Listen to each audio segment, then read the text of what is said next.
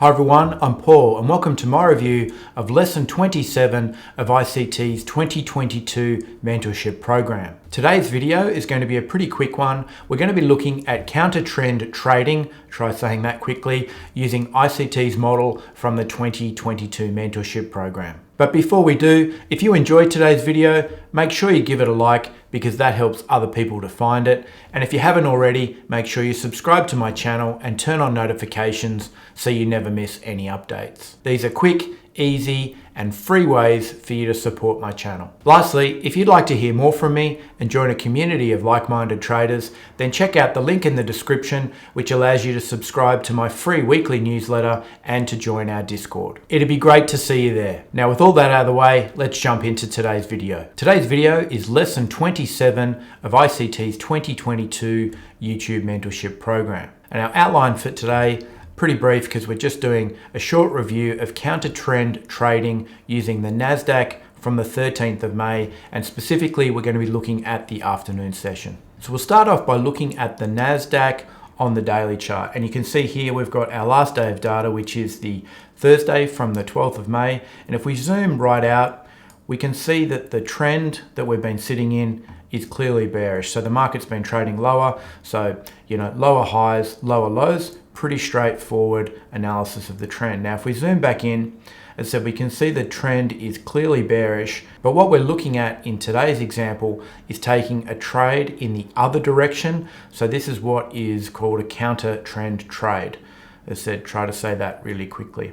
And the reason why we're looking at a counter trend trade is that even though the market's clearly trading down, you can see this particular candle here has spiked down into this sell side liquidity, these relative equal lows. So if I zoom right out, you can see we have these relative equal lows down here. So we have sell stops that are residing down here. So the market's dipped into those and taken those out. And we're now expecting a reaction from that level. So we're going to be seeking buy side liquidity, so we can be looking for internal or external liquidity.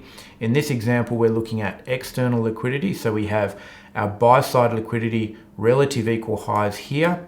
So we have these two highs here, which are relatively equal, and we also have a volume imbalance just residing above those. So that's a gap between the close of this candle and then the open of this candle. So this is going to be, we anticipate a strong draw on liquidity, and we're expecting the market to reverse from here and trade up into this buy side liquidity relative equal highs. Now, the important thing to remember is price doesn't actually have to go through there. We're just expecting this to be the draw on liquidity. So this is the direction, if you want to say, where we think price will go. So we're expecting price to go up into this direction. So we've just zoomed in now to our 1 hour chart, and I'll just quickly orientate ourselves so we know where we are. So this is that volume imbalance that we're looking at from the daily, and you can still see there's a volume imbalance here. So we've got a gap between the close of this candle and the open, I should say, of this candle. So we've got a volume imbalance there, so sitting inside the one from the daily. This is our buy side liquidity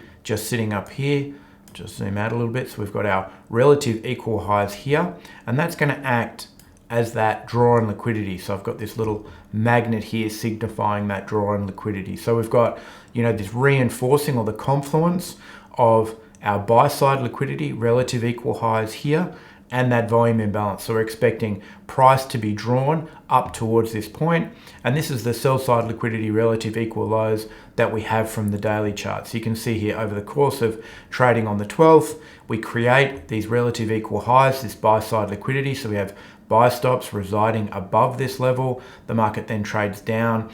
We take out this sell side liquidity, so we sweep the liquidity here, taking out the sell stops residing below these relative equal lows, and then the market starts to trade up. We're coming into the 13th. So this is the area of price action we're going to be looking at, is the price action on the 13th. So we're looking at our 15-minute time frame, and we're just looking specifically at the price action on the 13th. And so we have our two opens. So we have our midnight open here at obviously midnight New York time, so that's in purple, and I've drawn that across here so you can see the midnight open there.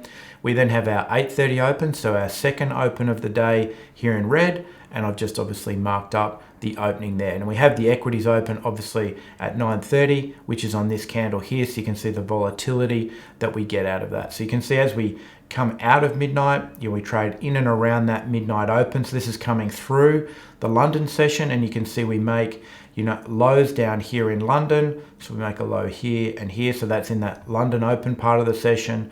We trade above that level. We go slightly higher as we go into the 8:30 open, and then you can see the market trades down. We take out this sell side liquidity. So we take out the lows from London. So the lows that were made in the London open kill zone get taken out in that volatility on the 9:30 open. You can see we then trade higher. So this is a very typical setup for the New York open. So we trade above the 8:30 open, we go below the 8:30 open, below the midnight open, we take out the sell side liquidity. So we go into a really deep discount. So the market is really cheap at this level, and that we're expecting higher prices. So remember, we've got a bullish bias going into this particular session, and so we get all of the various components that we need to substantiate that bullish bias going into the market. We have price going above the 8:30 and midnight open prior to the open. The market then comes down lower, takes out that sell side liquidity, coming below the 8:30 open and the midnight open, making it a very deep discount before we then go higher. So that's our very atypical power of three. And so if I was to draw that out, it would look kind of like this. And so what we have here is we have our midnight open at this level here, and so we are accumulating as we go into the midnight open. We then get our manipulation downwards, so we have smart money, which is accumulating long positions between this opening price and between the low. The market then rallies, and then we have smart money who's exiting their long positions which they've established at the open of the session, and then they're exiting them then at the close or between the close and the high, so up here. So this is our typical power of three in action. We have accumulation at the open and between the open and the low, and we get that manipulation downwards as smart money gets set.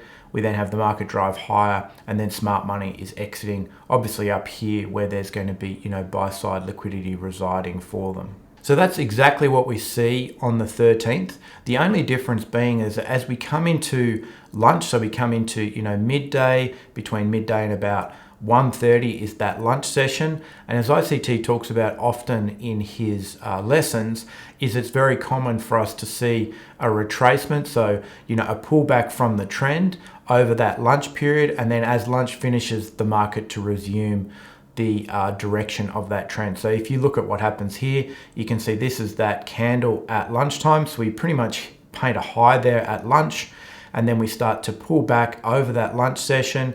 And you can see as we come in here into like about 1:30, 2 o'clock, you can see pretty much at 2 o'clock, the market hits that low and then takes off again. So you can see as we are creating this, we get these relative equal highs that are created here. So I'll just mark those up quickly now. So we get this buy side liquidity relative equal highs, which are created as we go into that lunch session.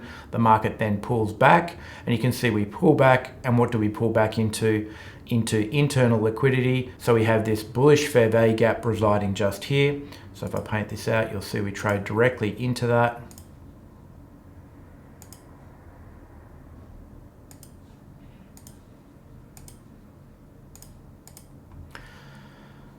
So we trade directly into that before the market reacts, and then you can see as we go into the close, the market rallies higher, and then we eventually take out this buy side liquidity just here on this candle as we go into the close. So unfortunately, that's where my data runs out on TradingView, but we're going to jump into some screen grabs from ICT's video and just run through the actual executions. But you can see the logic behind the trade that ICT takes. So the market rallies into the lunch session, we retrace during lunch, we create that buy side liquidity, which is going to be our target for the remainder of the session. The market pulls back into that internal liquidity, into this bullish fair value gap. It reacts from that level, and then price immediately starts to attack. It starts to go back towards this buy side liquidity, relative equal highs here as we go into the close, and you can see this candle here eclipses the highs from lunch. So let's have a look at the price action on those lower time frames now. So this is our 5-minute time frame, and you can just see basically what I outlined on that 15-minute chart, but just in a little bit more detail. So we have this bullish fair value gap here. We have that buy side liquidity that was created at lunch. So that's just here. So that was created during that lunch session. You can see we've pulled back and we've traded directly into this internal liquidity here. The market's reacted to that and then traded higher as we go into the close, and you can see we've swept that buy side liquidity there, and that's obviously where you would be looking to exit. As I mentioned at the beginning of the video, we're looking specifically at this PM session, so the afternoon session. Now, one of the things that is important to keep note of is that if we were in our trading view, if you had the data, then we would run our fib from this level to this level, and then we'd be able to determine our premium and discount array. So obviously this is our 50% just here. You can see that ICT's marked that on his chart here. So that's equilibrium.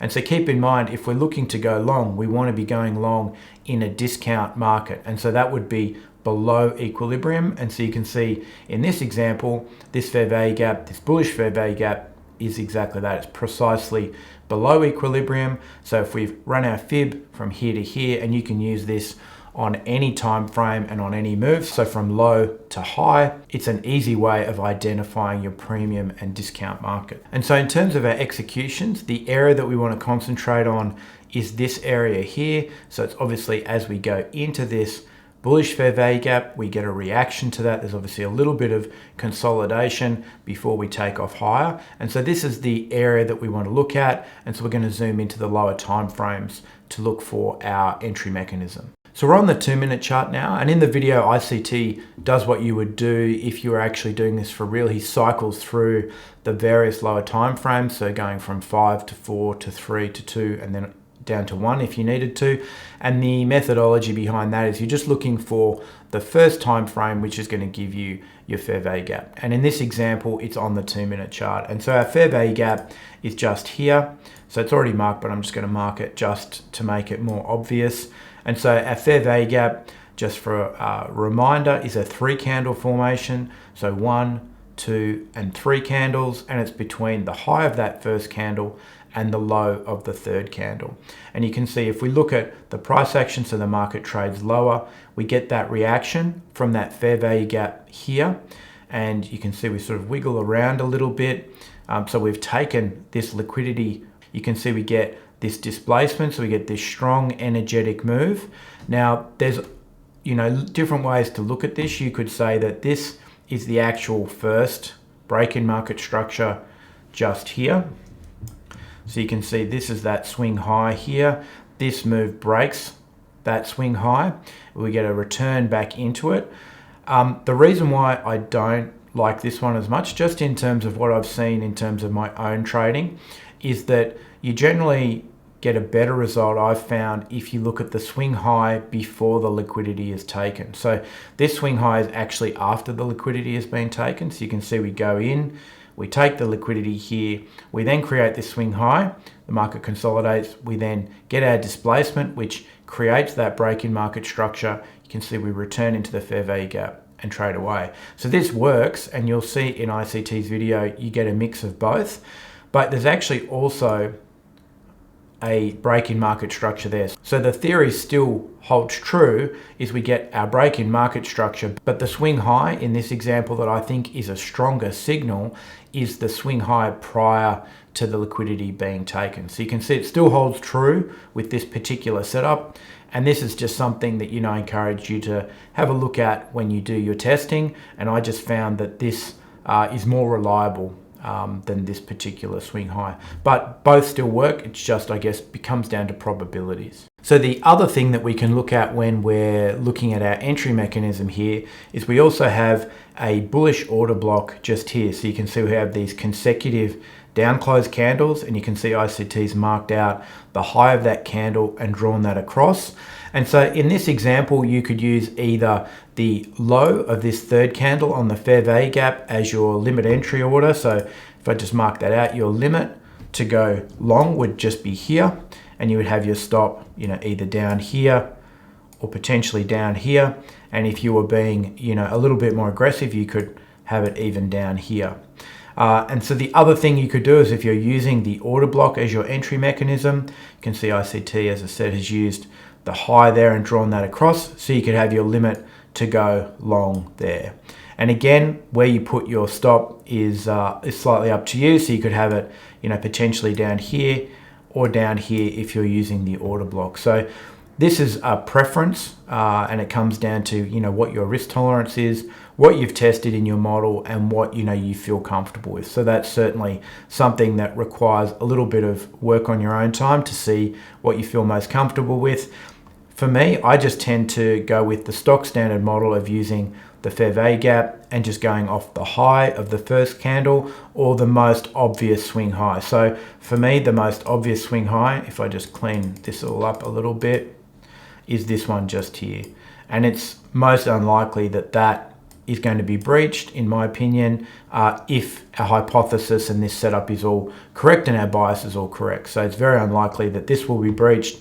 Sometimes you do get the market trade very deep into that fair value gap, and certainly having a little bit of extra room just gives the trade a chance to breathe, and you don't get unnecessarily stopped out, which is always super annoying if you've done all the analysis and you're right and you just get stopped out. And so to finish up, these are just the executions that ICT took in this particular trade. So you can see as the market's traded down into that fair value gap, he's actually done 3 executions here. So there's 3 buys of 12 contracts. So he just keeps stacking in, building up that position as he often does in many of his videos. And you can see as the market's traded higher, he's then exited about a third of his position here. So I'll just draw that out and you'll see that it makes sense. So it was around here somewhere.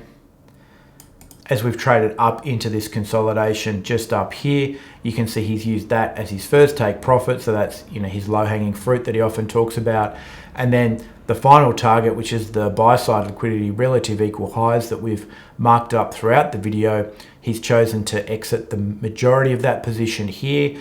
I think in the video he says that he sort of messed this one up and he got out a little bit too early by accident, but you can see he's gotten right out at that buy side liquidity up here. And this other execution here, I think that was only maybe 1 contract, which he just left to run just to see what happened. It obviously didn't go in the direction that he anticipated. It fell back. It's obviously still in profit, but he's then exited that one right there. Thanks for watching my review of Lesson 27 of ICT's 2022 Mentorship Program. Today's video shows the strength of the 2022 Mentorship Program regardless of how a market is trending. Hopefully you enjoyed this video and it helped to consolidate some of your learnings. If you did enjoy the video, it would be great if you could like it because that helps other people to find it. And if you're enjoying this content, make sure you subscribe to my channel and turn on notifications so that you never miss an update. And just remember, if you'd like to hear more from me and join a community of like-minded traders, then make sure you check out the link in the description, which allows you to subscribe to my free weekly newsletter and to join our Discord. Thanks for watching, and I hope to see you next time.